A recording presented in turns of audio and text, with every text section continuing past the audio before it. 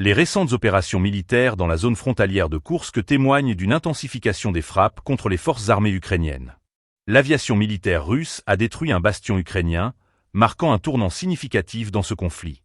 Selon le ministère de la Défense, un hélicoptère K-52M a mené une frappe aérienne ciblée, utilisant des missiles pour frapper des positions ennemies.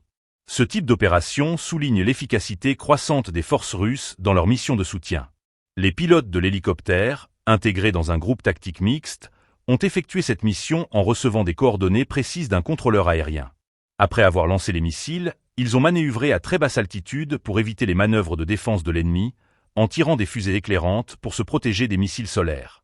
Ce niveau de coordination et de précision dans les frappes aériennes démontre la préparation et le professionnalisme des unités engagées.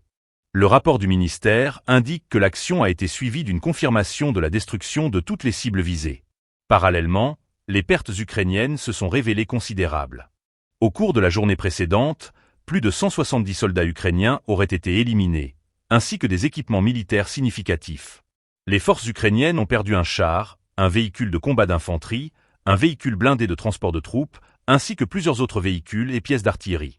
Les pertes cumulées des forces ukrainiennes dans la région de Koursk sont alarmantes. Selon les données fournies par le ministère de la Défense, elles s'élèveraient à plus de 65 000 soldats, ainsi qu'à 385 chars et à des milliers d'unités d'équipements militaires.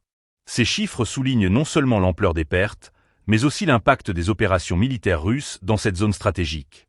L'escalade des combats dans la région de Koursk et la destruction de positions ukrainiennes montrent que le conflit ne montre aucun signe d'apaisement.